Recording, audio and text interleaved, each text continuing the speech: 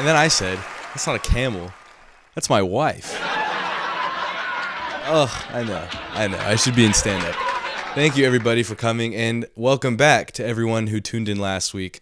Welcome back to the Henry Loves Music Awards Extravaganza. If you were with us last week, you got to see my top 10 albums of the year, and this week we're focusing in on my top 10 songs of 2025. Now you may be asking, Henry, why didn't you just do both of them in the same video? And to that I say, this is my show. You're asking stupid questions.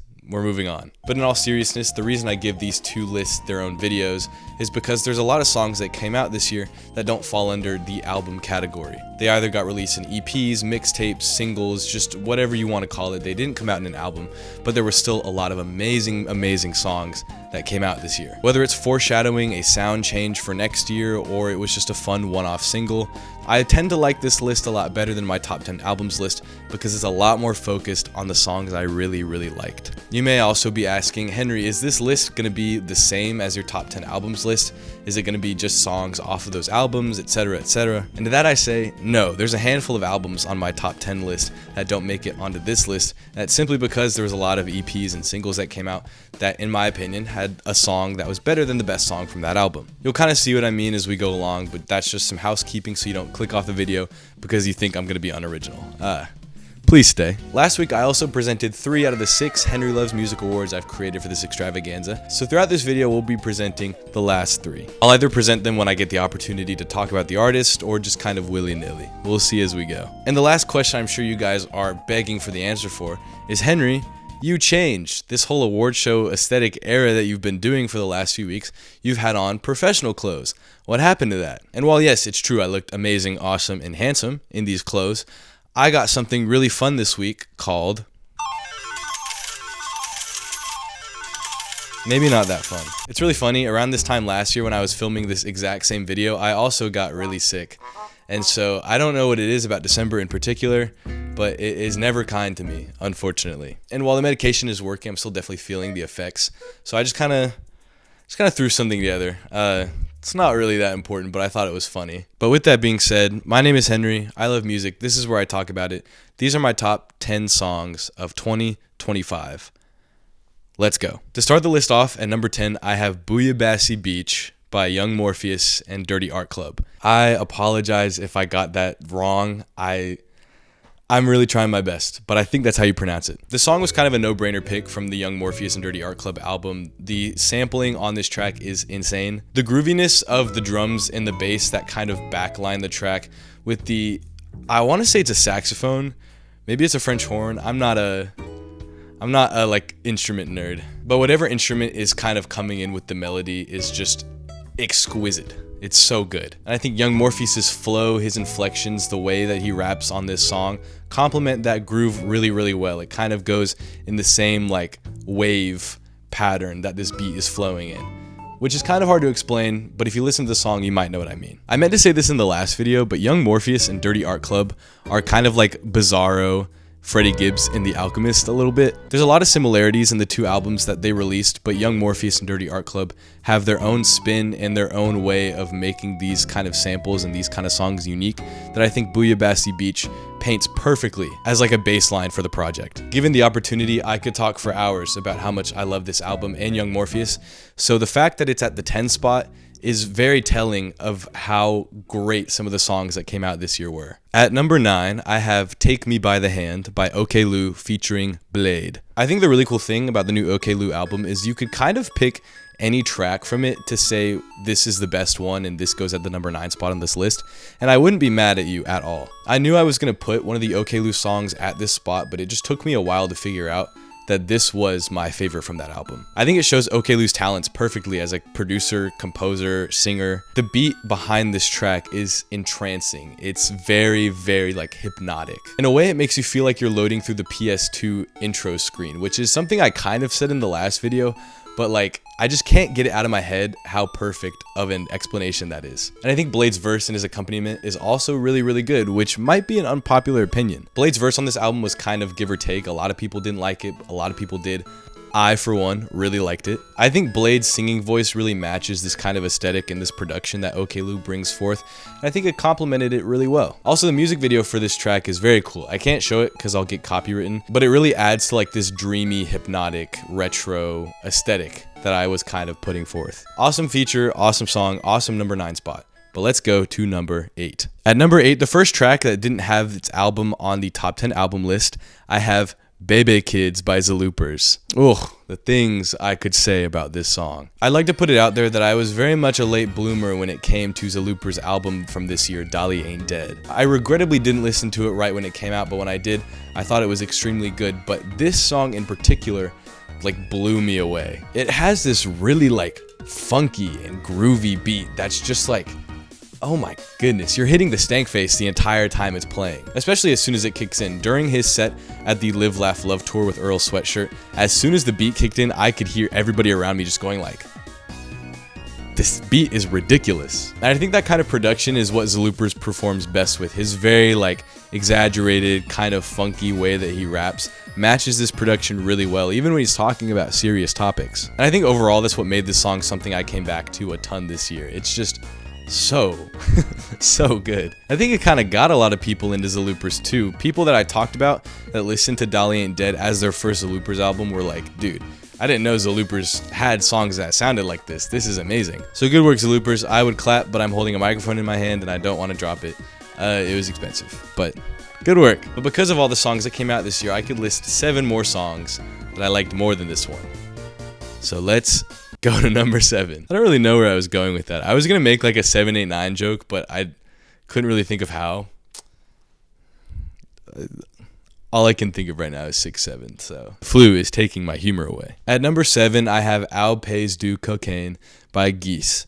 I wonder if I can say that word on here. I'm sure I can. It'd be kind of criminal if I didn't have a song from the new Geese album on this list. They are all very, very extraordinary. But I think this one in particular is just a great combination of each band member's strengths. I think the backing track, the guitar, the drums just go really, really well with Cameron Winter's vocals on this one. And speaking of Cameron Winter's vocals, in my opinion, this is his best vocal performance on the entire album. This is what gets people from thinking, oh, Cameron Winter's just another quirky white guy that plays a guitar and has a really weird voice, to being like, oh, he can really sing. Unless you listened to his album last year, then you'd already think that. But this is just like purely if Geese was your first introduction to him. As kind of sad as the song sounds, this has been like a big comfort song for me this year. It's always like a track I can put on no matter what's going on that I know I'm going to enjoy. Like I said, which is funny because it's kind of a depressing song, but that doesn't matter. Like I said, in my opinion, this is the song from Getting Killed that really cements Geese as this not just like passing fleet of the imagination band, but something that has a lot of potential and is showing that potential already in this song. But now, since we've done the number that comes after 6, we can do the number that comes before 7.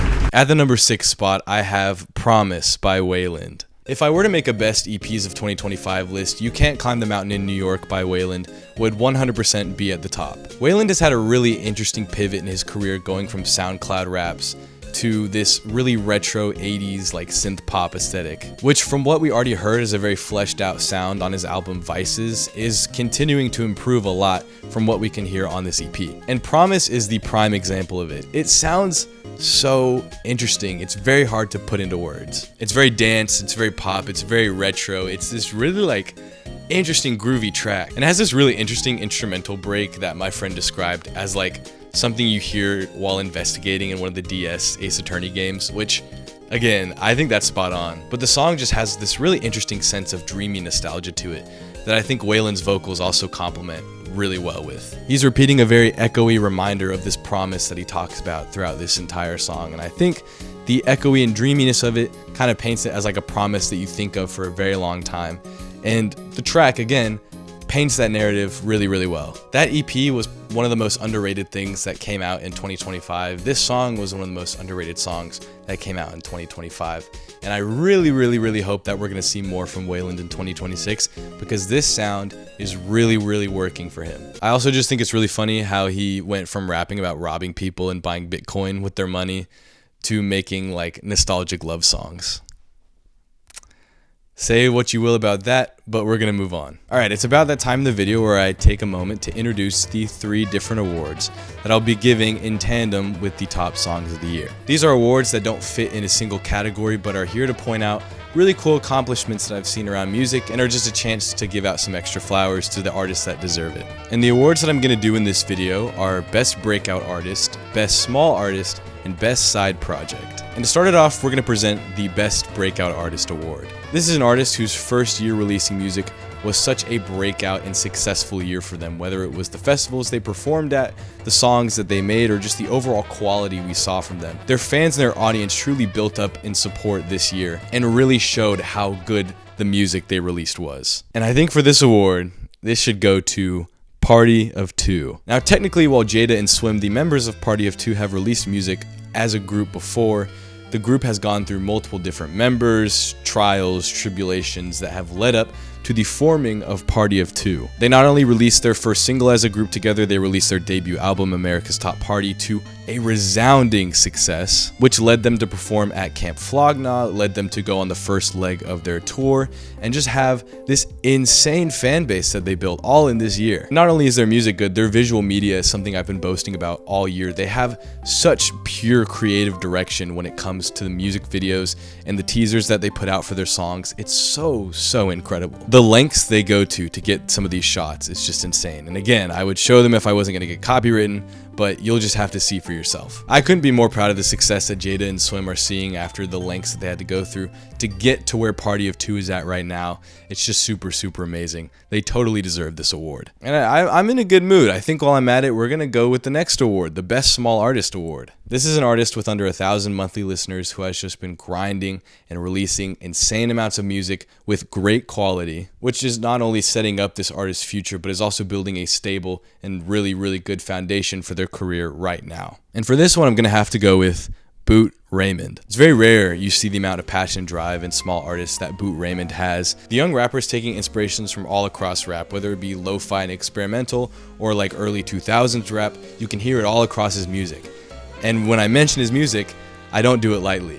He has a lot of it and it's really good. He dropped so much music this year and all of it is so insanely good and shows so much promise for what he has lying in the future for him. Insanely good job, Boot. I'm super excited to see what 2026 is like for you.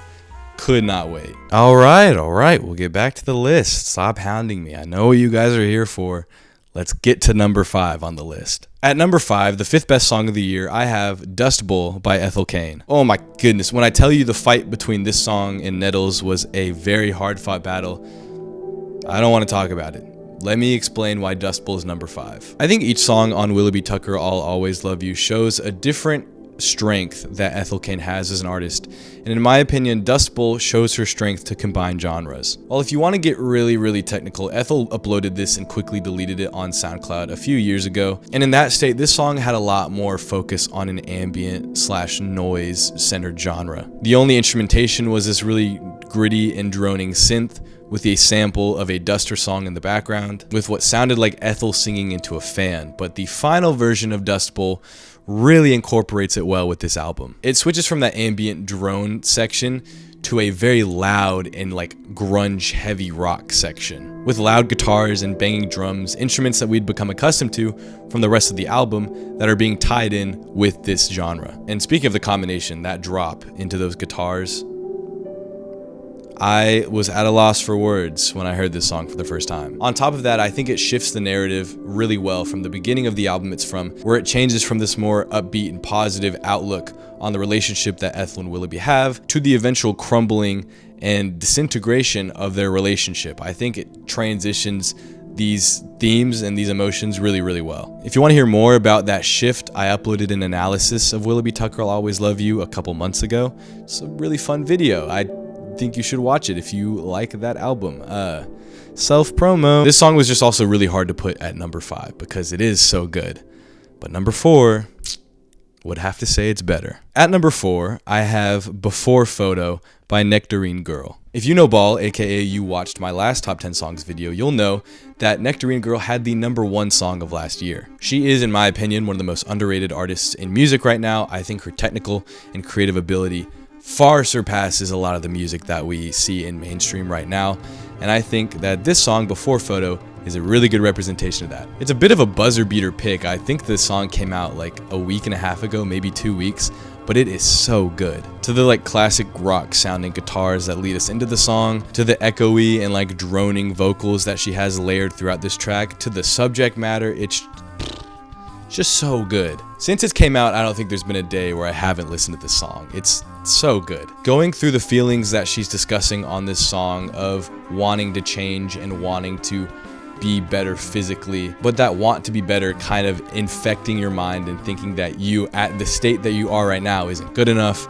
or isn't worthy or isn't like finding the idea that you suck, to put it blatantly. And I think one of Nectarine Girl's really strong suits is being able to convey like the loud emotions and loud mental anguish that people have during situations like this. As the song progresses, it gets louder, the vocals become a lot harder to make out, there's like interfering noise everywhere, and it just like really paints a picture of the struggle that the person is going through. Again, I think Nectarine Girl is by far one of the most underrated artists in music right now. Her album is coming out, I think, next month. I think the countdown like just started for it, and it's already one of my most anticipated albums of next year. If you haven't listened to her music, this is a really good way to start.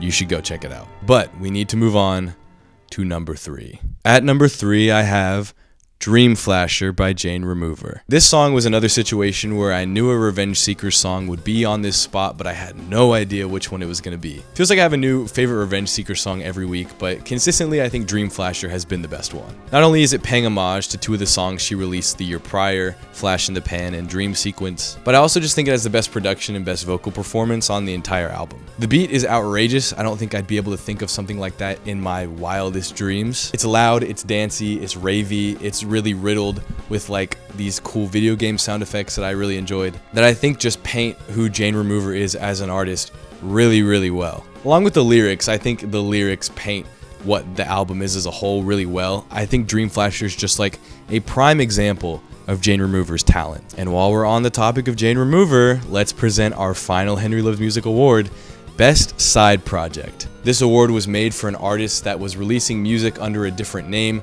that had a completely different sound from what they normally release, but had an insane quality. Something I forgot to mention earlier is that I don't include 2 songs by the same artist, including side projects. So the songs from this project haven't appeared on either of my lists, which hurt really bad because they're all really good.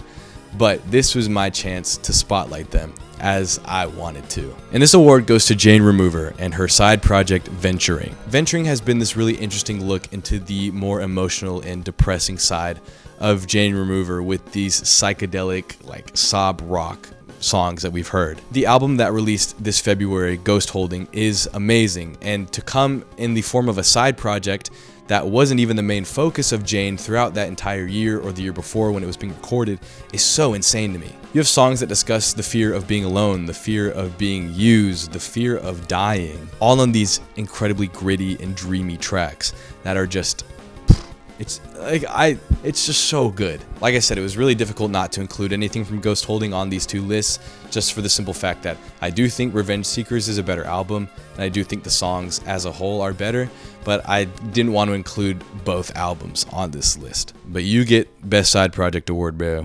Good job. All right, moving on to the number 2 spot, I have Skinny Suge 2 by Freddie Gibbs and the Alchemist. Oh my goodness, Henry, the number 1 album from your list doesn't have the number 1 spot on the songs list? That's crazy.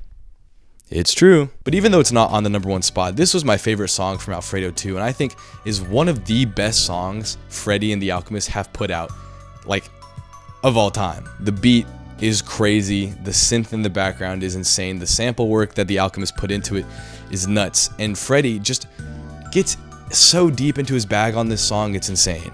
If Freddie Gibbs ever became like a boxer or wrestler, this would be his walkout song. This is what you would play to get people aware of Freddie Gibbs or scared of Freddie Gibbs. He talks about being a nightmare and a psychopath, but also talking about the struggles he's been through to protect his family, painting really well that Freddie doesn't see any of this as a game. This is not only a way of life, but it's a dangerous way of life. While Freddie often boasts about the accomplishments and material wealth that he's amassed from this whole music thing, he's never one to keep it real about what it took to get him there and the things he's seen and the things he's been through. And I think that he's one of the last rappers or the last artists to really do this, especially in the mainstream, to be at a level like this and to still keep it real and talk about what he talks about. It's really cool. That's all I'll say. And I think this is one of The Alchemist's best beats of all time. And I think that Freddie's performance just elevates it so much. So if that was from my #1 album of 2025, what could be at the #1 spot on this list? Should I reveal it? Let's not wait anymore. Let's actually reveal it. At the #1 spot, the best song I heard in 2025, I have Valentine's Day Freestyle by JPEG Mafia. Completely out of left field, I'm sure, but let me explain why. This song was a complete surprise drop. I checked my phone the morning of Valentine's Day and saw that JPEG Mafia had released a song, and I couldn't have been more excited. And it didn't disappoint me in the slightest. The flip of I'm So Into You is just the most nasty and beautiful thing I've ever heard in my entire life. It's so bouncy and groovy and gritty, and it was just such an insane thing to hear as a surprise drop. And then JPEG starts rapping and delivers, in my opinion, one of his greatest verse to come out of the last few years. I really liked I Lay Down My Life For You. In my opinion, I think it was my favorite album of 2024. But one of my main problems with it was that I don't think a verse on that album kind of surpassed what JPEG had put out in his previous albums. But I think it's pretty safe to say the verse on Valentine's Day Freestyle wipes I'll Lay Down My Life For You. It is amazing. It almost feels like he doesn't breathe until halfway through the song. But to have this not only come completely by surprise, but also just have it be at the insane quality that it was at, shows that JPEG is never truly taking a break. He's never truly out of the spotlight. He's always working. He's always improving. And he just had to show a little bit if he wasn't going to release a bunch of stuff this year. And for that, I have to applaud him for what he said. It's been a pretty hard year for him. So I just have the utmost respect for him. This song was amazing and was my favorite song of 2025. And there you have it. The list is complete. My top 10 songs of 2025 are out there. How do you think I did? Did I miss your favorite? Was the list completely terrible? You let me know in the comments and tell me what your favorite songs of 2025 were. If you've made it this far in the video or in the Henry Loves Music Awards extravaganza as a whole, I really do appreciate you.